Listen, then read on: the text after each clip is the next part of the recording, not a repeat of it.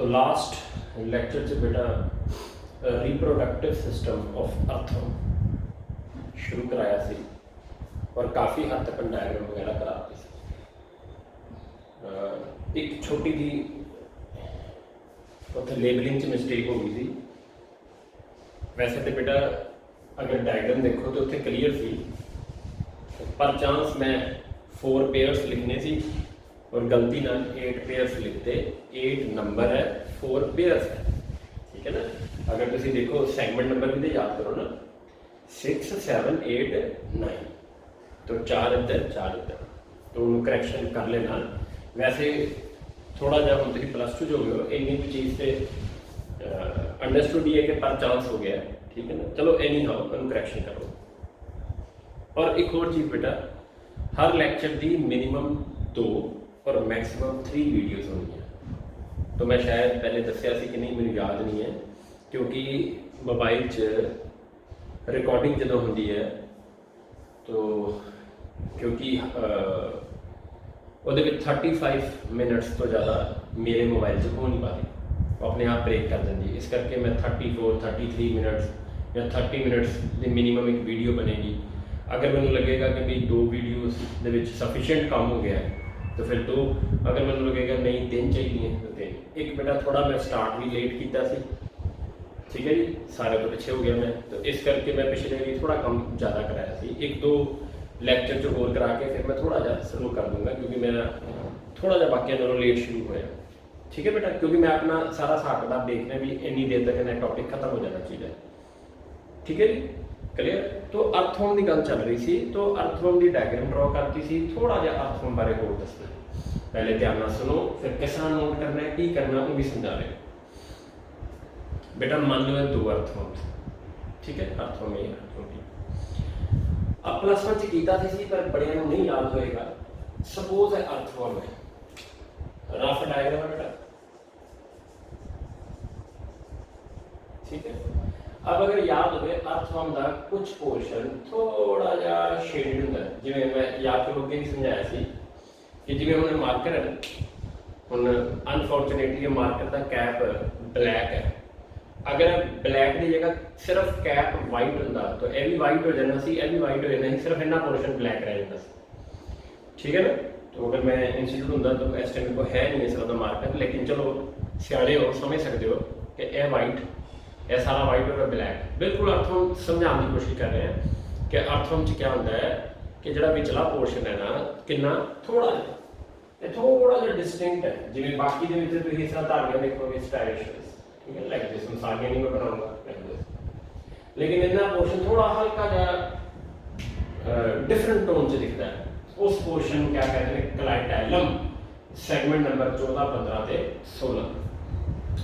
तो 14 15 और 16 सैगमेंट तो ऊपर वाला पोर्शन प्री क्लाइटेलर रीजन, क्योंकि ये क्लाइटेलम है, और उस तो बाद वाला पोस्ट क्लाइटेलर। क्लियर, क्लाइटेलम में से दसना क्यों जरूरी सी, क्लियर हो जाएगा थोड़ी देर। तो earthworm hermaphrodite, earthworm hermaphrodite, H भी मेल फीमेल है, एच भी मेल फीमेल है। अब होंदा की है, यदि रिप्रोडक्शन किस तरह होती है, 2 अर्थवम बेटा ध्यान में देखो, ये अर्थवम का माउथ वाली साइड है, यह एनस वाली, यदि माउथ वाली साइड है, एनस वाली। 2 अर्थवम इस तरह जक्स्टा पोजिशन से आ जाते हैं, लाइक दिस। उल्टा हो गया ना, समझा मैं, जक्स्टा पोजिंग है। सारा डाटा एनसीईआरटी का है और सब ने नीटली करना है, बोर्ड एग्जाम ली नहीं करना, नीटली करना है यह सारा डाटा। अब देखो अर्थवर्म्स मेड जक्स्टा पोजिंग। अब तुम की करोगे, पहले नंबर पर डायग्राम ड्रॉ करोगे, मैं उन्होंने दूजे नंबर पर तुम लिखोगे अर्थवर्म मेड जक्स्टा पोजिंग। दूजे नंबर पर जक्स्टा पोजिंग का मतलब टर्म एनसीईआरटी है, एक दूसरे के ऑपोजिट इन्होंने जक्स्टा पोजिंग, ठीक हो गया। ऐसा आ जाए या ऐसा आ जाना वो तो इन्ना मैटर नहीं, तो मैं तुहानू दस रहा इस काम दे ना, तुसी जक्स्टापोजिंग का मतलब तो यह भी है तो यह भी है, जक्स्टापोजिंग का मतलब ऐसा ऑपोजिट आ गया। अब बड़े ध्यान पिछला लेक्चर अगर याद है तो समझ आएगी। अर्थवर्म की 18 सैगमेंट च 2 कॉमन स्पर्मेटिक प्रोस्टैटिक डक्ट्स है, जिन्होंने नहीं याद आ रहा डायग्राम निकाल लो। नोट्स की निकाल लो, NCERT की निकाल लो, या कॉपी च तुसीं अगर देखा जाए तो मैं एक सैपरेट बनाया सी एक अर्थवर्म की 18वीं सैगमेंट की गल करिए तो साइडा ते 2 कॉमन स्पर्मैटिक प्रोस्टैटिक डक्ट सी जिहदी ओपनिंग नूं मेल गोनोपोर कहा सी। ठीक है बेटा, जिहदी ओपनिंग नूं क्या कहा सी? Mail gonopore. दोनों विचों मान लो अर्थवर्म की 18वीं च 2 कॉमन स्पर्मैटिक प्रोस्टैटिक डक्ट है, दोनों विचों कोई एक स्पर्मैटिक प्रोस्टैटिक डक्ट इस अर्थवर्म दे ਜਿਹੜੇ 8 पोर्स है सी। किहड़े पोर? स्पर्माथिकल पोर।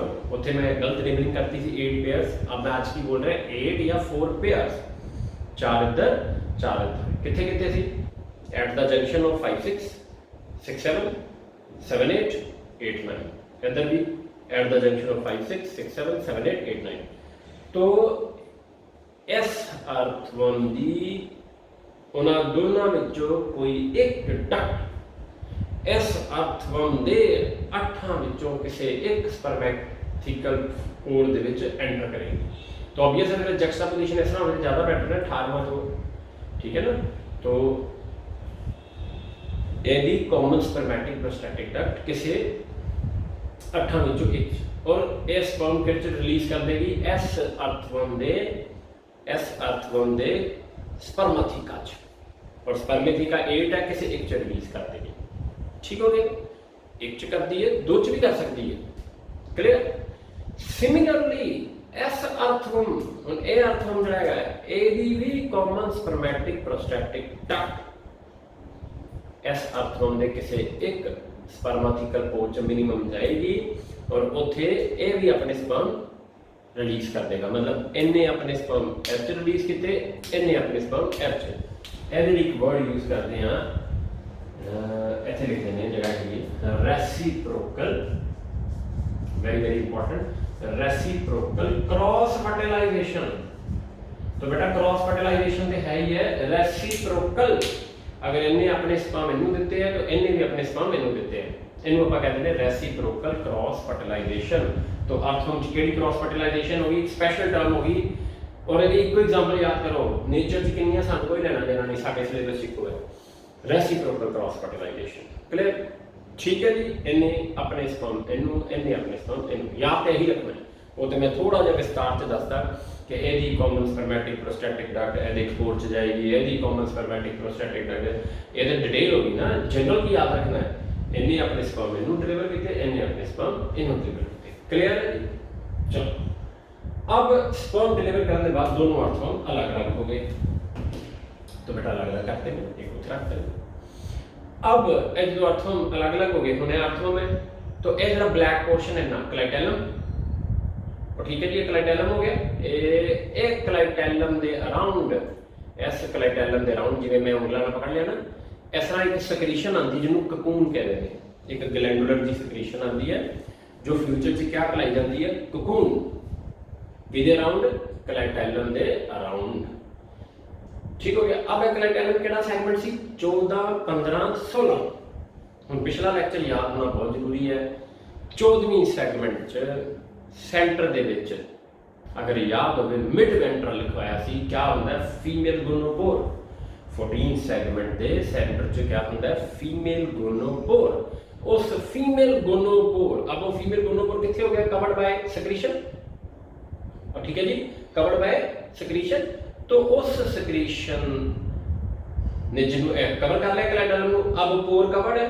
कवर्ड का मतलब हो गया यानी कि सील हो गया। कवर्ड का मतलब होता है बस कवर है।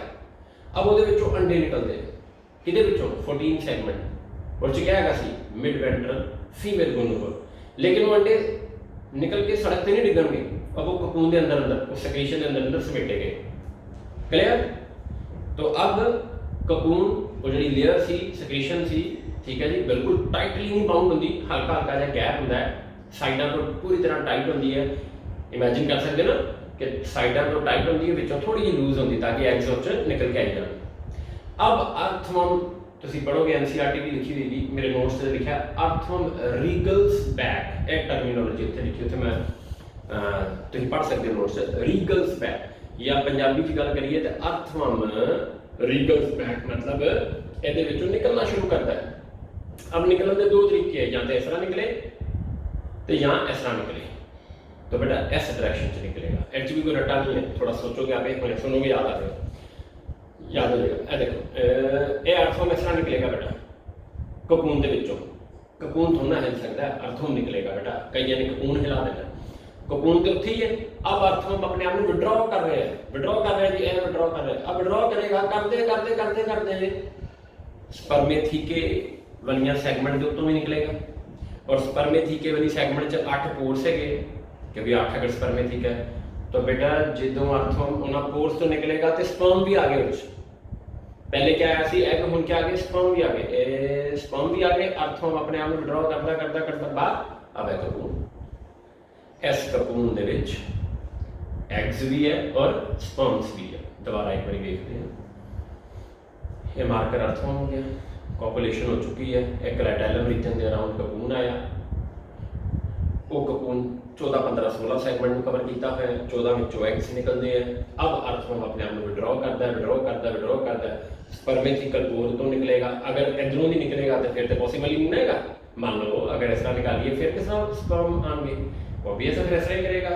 तो इस तरह करते करते करते स्पर्मेथिकल पोर तो निकलेगा, स्पर्म्स भी आ गए। अब इस ककून दे विच एग, स्पर्म और और क्लैटेलम रीजन जो कुछ न्यूट्रिटिव फ्लूइड भी निकलते वो सारे किट आ गए ककून च। देखो डायग्राम है, रफ डायग्राम है।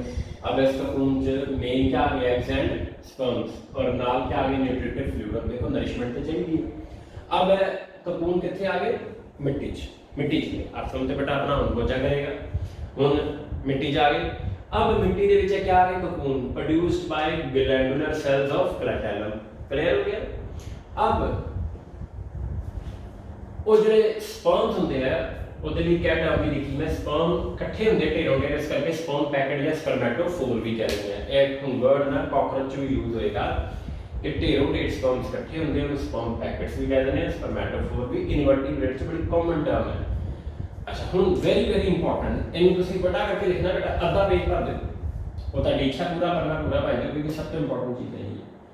आफ्टर अबाउट 3 वीक्स 3 हफ्ते बाद हर ककून विच 2 तो 22 बेबी वर्म, लार्वे नहीं कहना, क्योंकि 2 तरह की डिवेलपमेंट होती है बेटा, डायरैक्ट इनडायरैक्ट।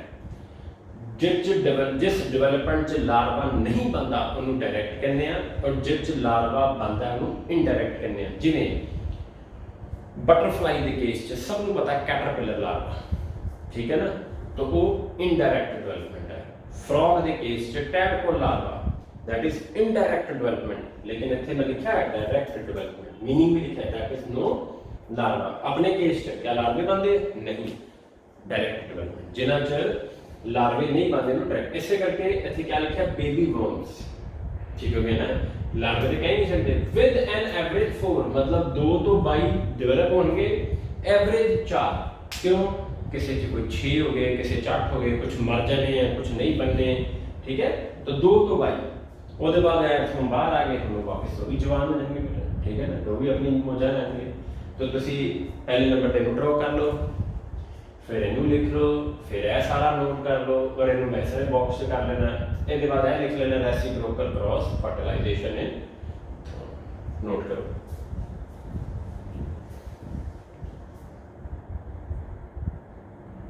और ये बाद हैडिंग पाओगे रिप्रोडक्टिव सिस्टम ऑफ कॉकरोच।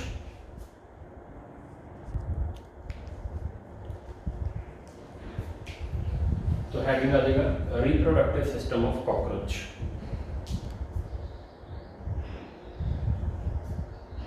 तो फर्स्ट तुसी सबने काम करना है,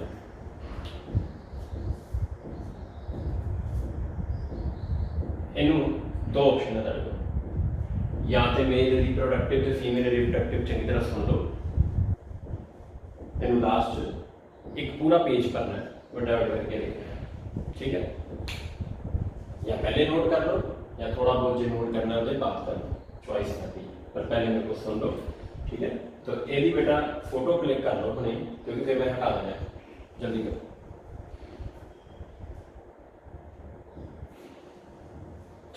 सुनो सुनो भाई।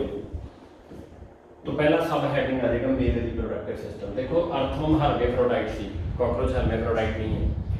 Cockroach is unisexual, earthworm is bisexual. पहले तो बहुत सिंपल चीज़ां तो एटलीस्ट बाय हार्ट याद होना। ये आप अगर याद हो +1 के लास्ट मैं करवाया सी, अज रैपिटेशन है। अगेन ये तुहाडे नीट लिए चाहिए हूँ, ठीक है जी, बोर्ड एग्जाम लिए नहीं चाहिए। वैसे NCERT के डायग्राम दोनों बनिया हुई है, +2 की भी हो सकता है, लेबलिंग आ जाए, ड्रॉ नहीं करना है। तो मैं उदों भी समझाया सी कि अगर बाई चांस आएगी, देखो नीट से तो लेबलिंग ही आनी है, तो लेबलिंग उन्हें मैं डायग्राम कंप्लीट नहीं की क्योंकि फिर समझ नहीं लगनी। हम तुहाडे कोल 2 ऑप्शन है। पहली ऑप्शन है तुसीं जिहड़े नोट्स मैं तुहानूं प्रोवाइड किए उत्थे डायग्राम देख लो, नहीं वो भी डायग्राम NCERT की है बेटा, तो बैटर की अपनी +1 की NCERT खोलो। 1 मिनट मैं पेज नंबर तुहानूं दसदा मैं देख के।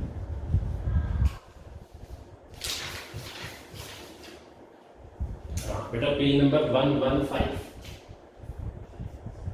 पेज नंबर 115 NCERT बेस्ट है, उत्थे करो। मैं भी वही करा रहा बेटा, नवी कोई चीज़ नहीं है। तो वो जिहड़े बच्चे एक और काम कर सकते बेटा, अपनी NCERT खोल लो, ठीक है, अपनी NCERT सामने रख लो तो तुहानूं ज़्यादा अच्छा समय लगेगा, ठीक है जी। सामने रखो, फिर मैं बोलता पहले वो मेरे को सीखो, फिर नाम टैली करो। अच्छा भी हम डायग्राम NCERT के सामने है, वही इतने बन जाएंगे। सब तो पहले टेस्ट है किन्ने 1 पेयर लेटरल, जो कोई चीज़ पेयर्ड है तो मोस्टली लेटरल होती है। इतने मैं सैगमेंट अलग लिखती है। हम तुम 2 काम कर सकते हो, जिथे टेस्ट है ना NCERT से लिखा है उत्थे लेबलिंग कर लो 4th till 6th abdominal segment. तो बेटा अगर याद हो कॉकरोच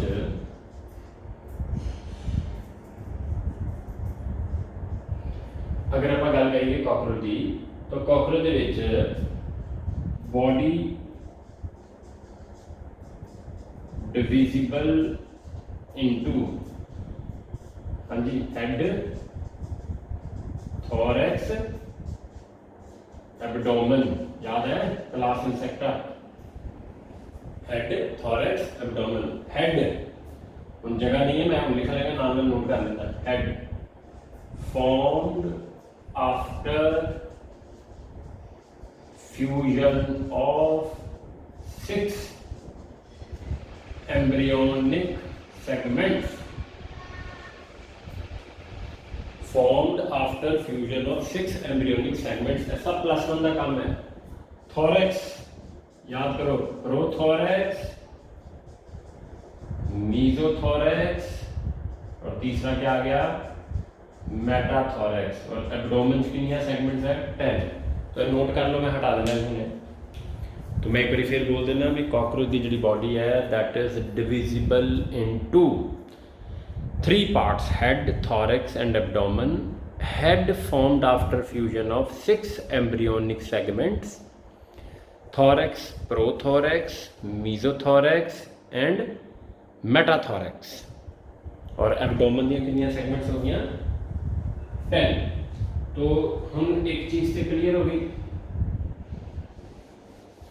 क्या क्लियर हो गई कि जिन्ने भी रिप्रोडक्टिव स्ट्रक्चर है कॉकरोच के वो कितने पे है, एब्डोमेन। थॉरैक्स नहीं होंगे बेटा, और वैसे भी अच्छी कोई डट्टा मार वाली गल है जो 4 till 6 कहता सेगमेंट, थॉरैक्स तो होंगी 10, तो एब्डोमेन ही होगी, तो एब्डोमेन, ठीक है जी। तो यह तुम अपने NCERT भी नोट कर सकते हो 4 तो लैके 6। अब वापस इधर देखिए, इथों एक डक्ट निकली वास डेफरेंस। यह समझने वाली चीज़ है, वो तुम डायग्राम डिवीजन कुछ नहीं है समझ लगना। बदलने बाद मेरी भी वही डायग्राम है। तो यह बेटा एक ग्लैंड है, इसका नाम है सेमिनल वेसिकल। यह लेबलिंग की थी, मैं तो जोड़ लगा। अच्छा, फिर एक ग्लैंड है, मैं भी जान लो,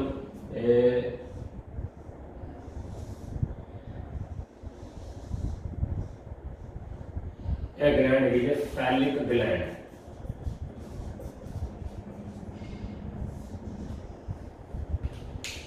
तो ठीक है जी, ये फैलिक ग्लैंड ग्रीन कलर में बनाई है, सेमिनल वेसिकल। अब NCERT की लाइन वास डेफरेंस ये हुण तुसीं बाद च नोट कर लेना, ध्यान नाल स्लो सुन के अपने आप। वास डेफरेंस, जो बच्चे फास्ट लिख सकते लिख भी दो। वास डेफरेंस ओपन्स इनटू, देखो भी सारे में, opens into ejaculatory duct through seminal vesicle. मैं लिखवा रहा हूं, इधर ध्यान दो पहले। वास डेफरेंस, ठीक है जी, किच ओपन हुई इजैकुलेटरी किदे थ्रू, सेमिनल वेसिकल। दोबारा रिपीट करिए। Vas deferens opens into ejaculatory through seminal, ਇਹਦੇ ਵਿੱਚੋਂ ਘੁੰਮ ਕੇ ਆਈ ਹੈ बेटा, ठीक है। देखो वास डेफरेंस, देखो vas deferens opens into ejaculatory duct through seminal vesicle. Vas deferens opens into ejaculatory duct through seminal vesicle. और ठीक है भाई, ये देखो जरा जो नहीं पता लगा ऐसा, ओके। अब बेटा अब देखो भाई सेमिनल वेसिकल, मैं लेबलिंग कर लूंगा, लेबलिंग होगी क्योंकि बाद में लेबलिंग नहीं पता लगी। सेमिनल वेसिकल, अब सेमिनल वेसिकल का फंक्शन की है, sperms are stored and glued together in the form of bundle called spermatophore. ਇਹਦਾ मतलब स्पर्म सारे किस स्टोर होंगे, स्पर्म सारे स्टोर होंगे सेमिनल वेसिकल च, और उन्होंने एक इकट्ठा करता जाएगा। ग्लू मतलब जुड़ जाएंगे, जुड़ना मतलब है नहीं पक्के मजबूत बन जाएंगे, मतलब इकट्ठे हो जाएंगे। तो बंडल का नाम थोड़ी देर पहले कहते हैं ना स्पर्म पैकेट, अर्थफॉर्म से बताना कैसी इन्वर्टिब्रेट से टर्म चलती है स्पर्मेटोफोर। अब बेटा ये हम कंप्लीट करिए, ये देखो भी ये होंगे स्मॉल ट्यूब्यूल, उन्हें ये होंगे स्मॉल ट्यूब्यूल, और ये होंगे लॉन्ग ट्यूब्यूल। मैं कलर नहीं चेंज किया, ठीक है जी, स्मॉल ट्यूब्यूल लॉन्ग ट्यूब्यूल। और देखो ये क्या सी, रेड कलर ना सेमिनल वेसिकल, ठीक है जी, सेमिनल वेसिकल, और ब्लू कलर ना जो मैं बनाया है small tubules and long tubules. मान लो ये हो गए बाहर वाले से लॉन्ग ट्यूब्यूल्स, और ये हो गए अंदर वाले स्मॉल ट्यूब्यूल्स। इन्हां तिन्हां नूं कलैक्टिव टर्म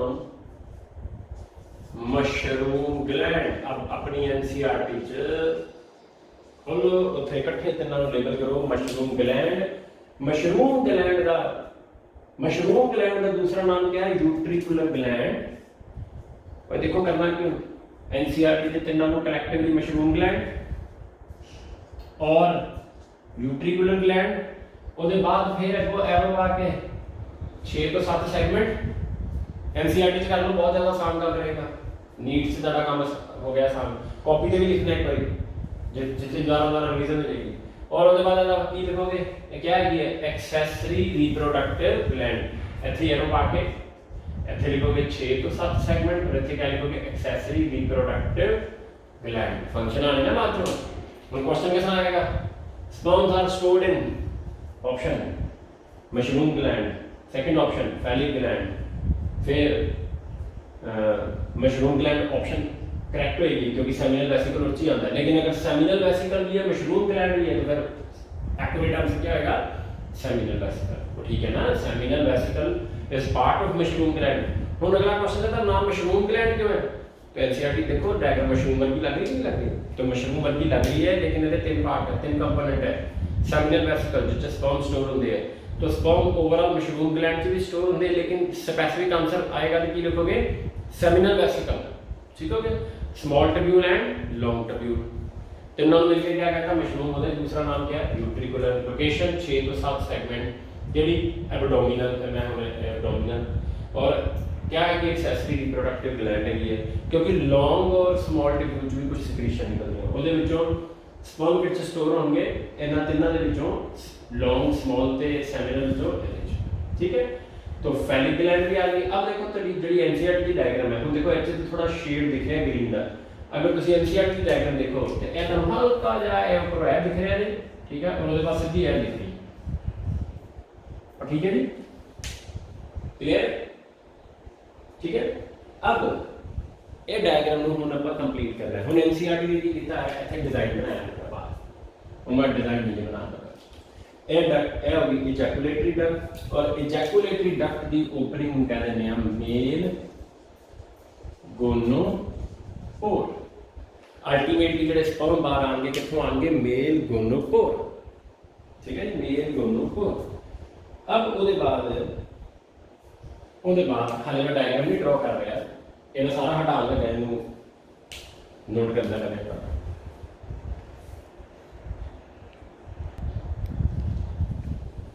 ਇਹ ਦੇਖੋ भी पहले क्या है, एक्सटर्नल जेनिटेलिया और रिप्रोडक्टिव स्ट्रक्चर जो बाहर दिखनी है।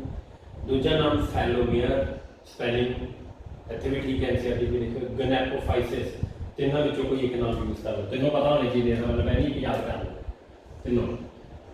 3 काइटिनस, काइटिन की बनी हुई है, एसिमेट्रिकल।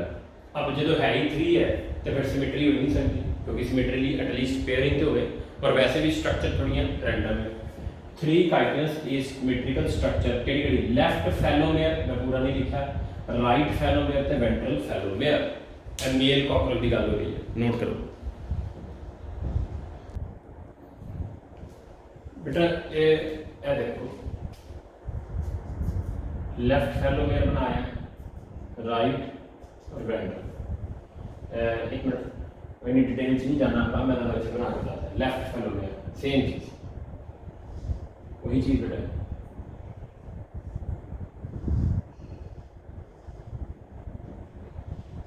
इतने जगह के हिसाब, ठीक है। एक है मैं लेफ्ट, उन्होंने बाहर बनाता। अगर तुम लेबलिंग नाम ना चेक करो, इन्होंने एनसीईआरटी ने क्या लेबल किया है, टीटीलेटर, ये आनी चाहिए लेबलिंग। और एक क्या लेबल किया है, स्यूडोपेनिस। अब क्योंकि उत्थे एडी क्लैरिटी नहीं है, मैं लाग बना के दसता। लेबलिंग होर भी बढ़िया हुई है, पर एनसीईआरटी में याद करो, बाकी भी करनी है। टीटीलेटर एंड स्यूडोपेनिस, क्वेश्चन कैसा आएगा, titillator and pseudopenis are structure associated with, ठीक है ना, मेल रिप्रोडक्टिव सिस्टम की ना कॉकरोच। बस ये नहीं किसी ने पूछना राइट फैलोमेयर, लेफ्ट फैलोमेयर या वेंट्रल फैलोमेयर, एक्सटर्नल जेनिटेलिया या सिंपली फैलोमेयर, ठीक है ना। वो बहुत ज़्यादा डेप्थ रेयरली चांस है कि पूछा जाए, पर फिर भी मैं दसता है, तो सिंपली इन्ना याद करोगे भी एक्सटर्नल जेनिटेलिया का पार्ट है। अब देखो इधर भी, देखो इनमें हटा लेंगे थोड़ा क्लियर। ये क्या चीज़ सी बेटा, एजैकुलेटरी डक्ट, ये लेबलिंग आ गई। एजैकुलेटरी डक्ट की ओपनिंग का नाम क्या सी, मेल गोनोपोर बेटा। एजैकुलेटरी डक्ट सारा बना के, एजैकुलेटरी डक्ट ये उसकी ओपनिंग मेल गोनोपोर। किच ओपन हो रही है, वेंट्रल फैलोमेयर, किच ओपन हो रही है वेंट्रल, देखो मैं बनाया, दिस इज वेंट्रल फैलोमेयर। ये वाला क्या फैलोमेयर बनाया सी मैं, लेफ्ट फैलोमेयर। अब क्या बच गया, अब बच गया जी राइट फैलोमेयर। हम क्योंकि इतने थोड़ी ऑब्वियस है, जगह के हिसाब से जाना है, तो राइट फैलोमेयर जो आप इतने बनावे हल्का जा 2 अपोजिंग प्लेट इस तरह लाइक दिस, तो रफली और यही है बेटा, मतलब अल्टीमेटली ये सारे क्या है, फैलोमेयर लेफ्ट, वेंट्रल एंड राइट फैलोमेयर। तो सेम डायग्राम का एनसीईआरटी है, तुम देख सकते हो, क्लियर है जी। तो मैं अलग अलग भी बना दी, लेफ्ट राइट वेंट्रल। इन्ना याद रखना, बाई चांस पास एक बार बहुत पहले क्वेश्चन आया सी, ejaculatory duct, sorry ejaculatory duct opens in ventral phallomere, ejaculatory duct opens in ventral phallomere. तो इनू कंप्लीट कर लो।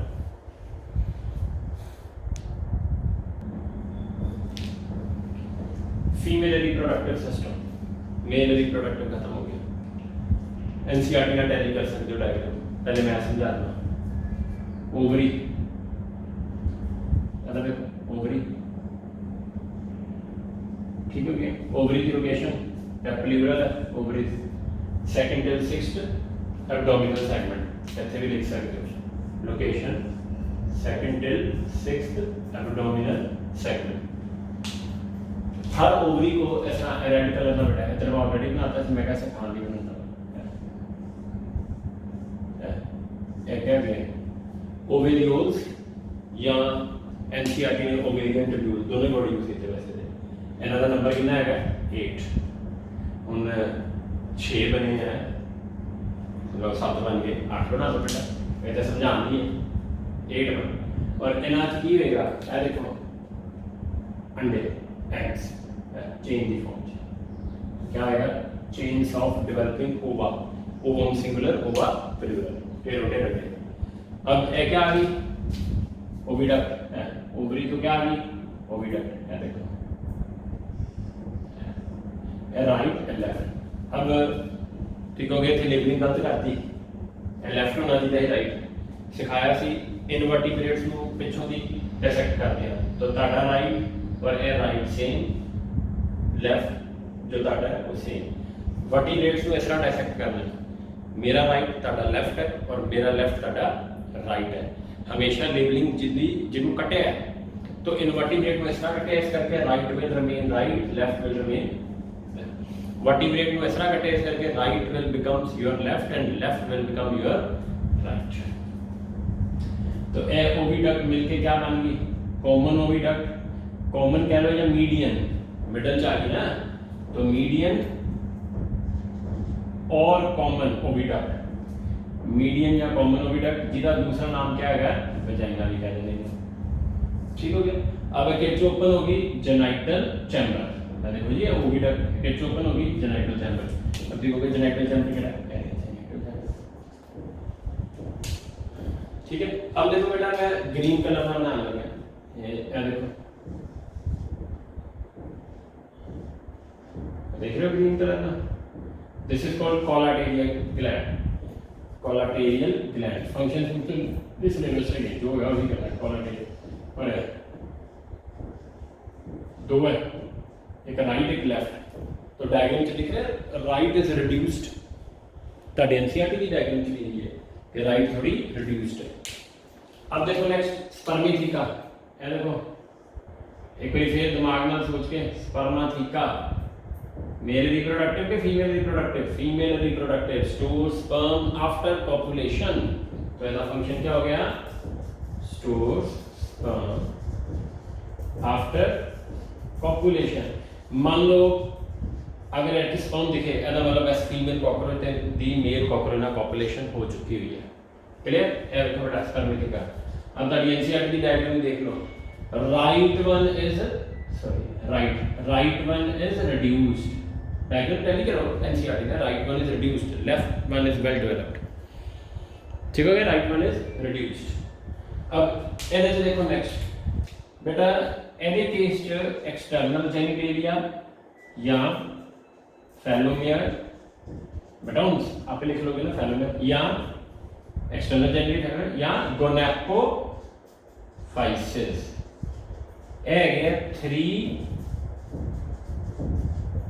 पेयर्ड एंड सिमेट्रिकल, वो क्या सी मेल च 6, फिर वही गड़बड़ होगी, 6 है तो पेयर्ड है, पेयर्ड है मतलब 3 पेयर्स है, ठीक है, 6 है 3 पेयर्स है, तो सिमेट्रिकल। ठीक है, ये देखो भाई, ये मैं बनाऊंगा समझ आ जाएगा, ये 1 2 3 इधर ही साइड में 1 2 3 तो आ गए ना, 1 2 3 1 2 6 हो गए।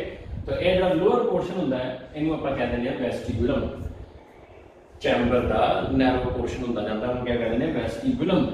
जेनाइटल चैम्बर और वेस्टिबुलम को कलेक्टिव टर्म क्या कहती है, genital pouch. Genital chamber, vestibulum, genital pouch. और ये क्या बनाया फिर मैं external genitalia, phallomere, gonapophysis which are 6 in number, 6 in number या 3 पेयर्स, मतलब पेयर हो गए, ते सिमेट्रिकल, वो कल्ले 3 सी करके वो क्या सी एसिमेट्रिकल। अब बेटा सारा नोट कर लो, हुण चंगे तरीके नाल एक पेज पूरा पढ़ो, बड़ा बड़ा करके सारा लिखो।